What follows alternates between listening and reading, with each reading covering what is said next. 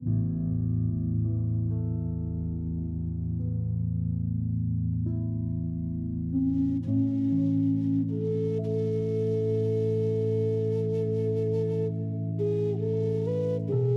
ghost who left me messages. I never believed in ghosts. That was my first mistake.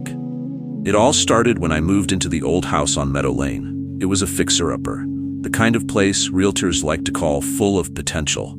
The price was unbeatable, and as a writer, I loved the idea of living in an old creaky house with character. What I didn't love was the way the air felt thick the moment I stepped inside, as if the house was holding its breath, waiting. The first few weeks were uneventful, save for the occasional odd noise. Old houses settle, I told myself, but then the messages started. At first they were simple. A word scratched into the dust on the living room table, leave. I nearly laughed. It had to be my overactive imagination. Maybe I'd brushed against the dust in just the right way. But then more messages began to appear. Get out, he's watching. Not safe. Each message appeared overnight, written in places I couldn't ignore. My bathroom mirror, the fogged-up window after a shower, even on the notepad I kept by my bedside. I double-checked my locks, convinced someone was breaking in to scare me. But nothing was ever stolen, and there were never any signs of forced entry. Then the messages became more personal. I see you when you sleep. You don't have much time. One night, I stayed up, determined to catch whoever was behind this. With every light off except for a small lamp in my bedroom, I sat in the darkness, waiting. At exactly 3:13 a.m., a cold gust of wind rushed through the house, rattling the windows. And then my bedside notepad moved. I watched in frozen horror as an invisible hand scratched words into the paper. He's here. I grabbed my phone and turned on the flashlight, scanning the room. Nothing. No one. That was the first night I heard the whispering.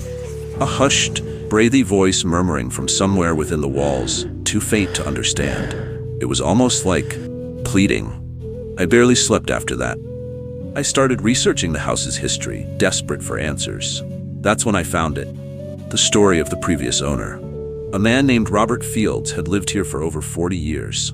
He was found dead in the basement, clutching a notebook filled with frantic scrawled warnings. He watches from the walls. He speaks in the dark.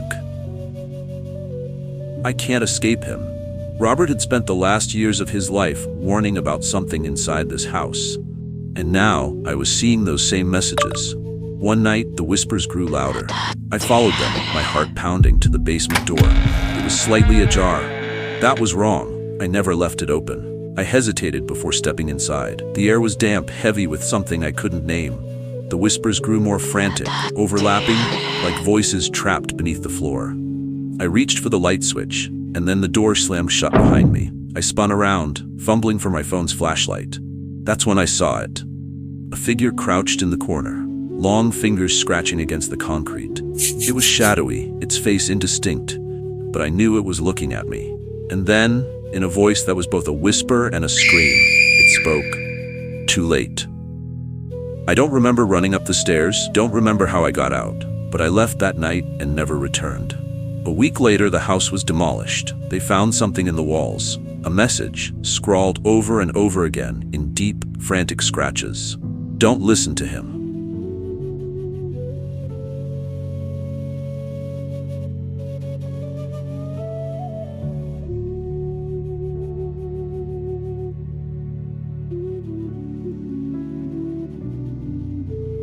The child who knocks on my window every night.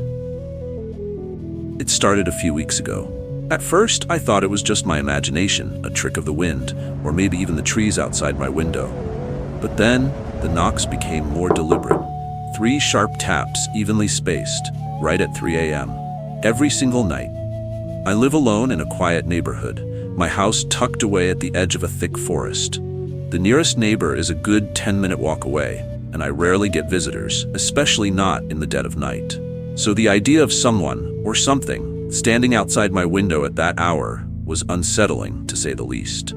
The first few nights, I ignored it, pulling the covers over my head and squeezing my eyes shut, willing myself to sleep.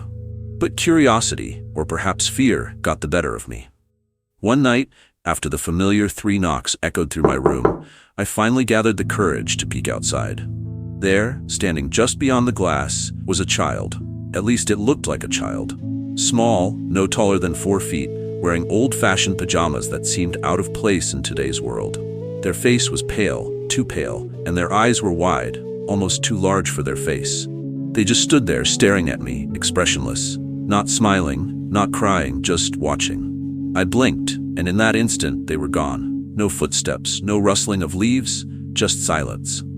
The next morning, I convinced myself it had been a dream, a vivid, terrifying nightmare brought on by stress or too much caffeine. But as night fell, the knocks came again, and again, and again. One night, I decided to be brave. Instead of cowering in bed, I reached for my phone and turned on the flashlight, shining it directly at the window the moment the knock sounded. There was nothing there, or so I thought. As I lowered my phone, I caught a glimpse of something moving in the reflection of the glass.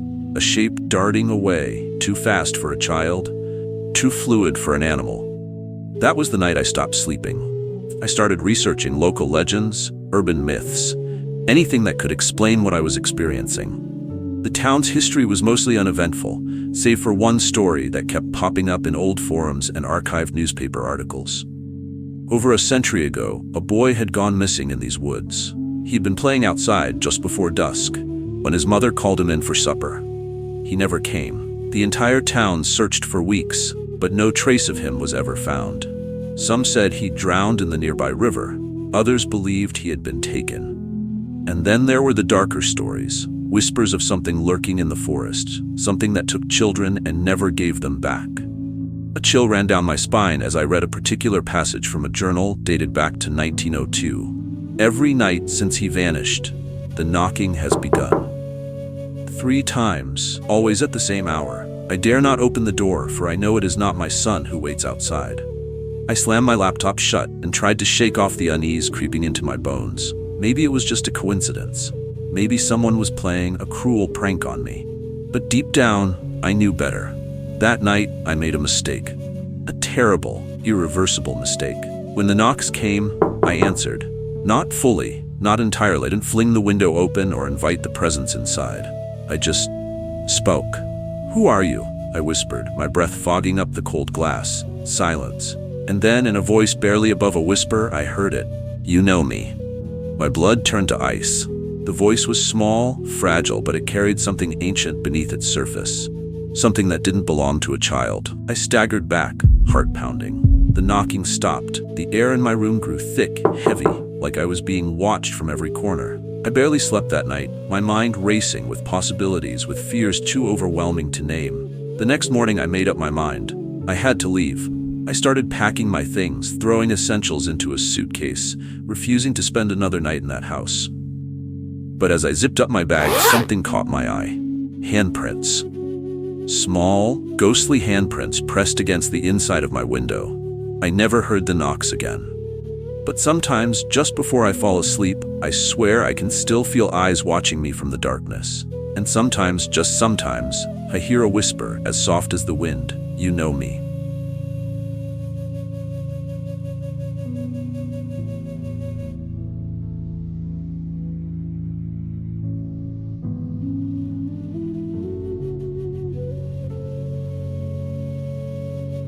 I rented a haunted apartment. When I first moved into the apartment, I thought I had found a hidden gem. It was affordable, spacious, and located in a quiet part of town.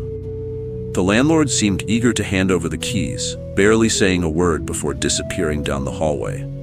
I didn't think much of it at the time. If I had known then what I know now, I never would have stepped foot inside. The first few nights were uneventful. I spent my time unpacking, arranging furniture, and getting used to my new surroundings. But then, strange things started happening. It began with small, almost unnoticeable occurrences. Lights flickering, cabinets left open when I knew I had closed them, and an overwhelming feeling of being watched. One evening, while I was watching TV, I heard a distinct sound. Knocking. It wasn't coming from the front door, but from inside the apartment. Specifically, from the closet in my bedroom. At first, I thought it was just my mind playing tricks on me. I told myself that old buildings make noises, that wood expands and contracts. But deep down, I knew something wasn't right. The knocking continued each night at exactly 3 a.m. It would start soft, almost hesitant, then grow more insistent, like someone desperately trying to get out. I tried ignoring it, covering my head with my pillow, but the sound burrowed into my brain, refusing to be dismissed. Then the whispers began. At first, they were faint, just barely audible over the silence of the night. But they grew louder, more distinct, until I could make out words. "Help me." The voice was soft, childlike, yet tinged with something ancient, something that sent a chill crawling down my spine. My logical mind told me that it was impossible. There was no one else in the apartment. But the voice persisted, night after night, always at 3 a.m., always pleading. I tried telling myself it was just my imagination. Stress, sleep deprivation. But then, things escalated. One night, I woke up gasping for air. My chest felt heavy, as if an invisible weight was pressing down on me. My eyes darted around the room, and that's when I saw it. A shadow standing at the foot of my bed. It was tall, unnaturally so, its limbs elongated and twisted. It had no discernible features, yet I could feel its gaze boring into me. Paralyzed with fear, I could do nothing but stare as it slowly began to move. It drifted toward the closet, the same closet where the knocking always came from. And then, as if acknowledging my presence for the first time, it turned its head toward me. I wanted to scream, to run, but my body refused to obey. The shadow reached out, its fingers stretching toward the closet door, and with an agonizing slowness, it pulled it open. Inside was nothing but darkness, deep, endless, unnatural darkness. And then the whisper came again, closer this time, right beside my ear. "Help me." I don't remember what happened after that. I must have blacked out because the next thing I knew, I was waking up to the sound of my alarm. The closet door was shut, the room eerily still. For a moment, I convinced myself it was just a nightmare. But then I saw them. Footprints. Small, childlike footprints leading from my bed to the closet. I knew then that I couldn't stay in that apartment any longer. I packed my things in a frenzy, not caring if I left anything behind. As I rushed out, I saw my landlord standing in the hallway, watching me with an unreadable expression. "You saw it, didn't you?" he finally said. I stopped in my tracks, heart pounding. "What is it?" I demanded. "What's in there?" The landlord let out a slow, heavy sigh. "A long time ago, a little girl lived there. She went missing. They never found her, but some say she never left." A cold dread washed over me. I didn't wait for him to say anything else. I just ran. I never looked back. Even now, I still have nightmares about that place. Sometimes I wake up in the middle of the night, heart racing, ears straining for a sound I hope I'll never hear again. The knocking.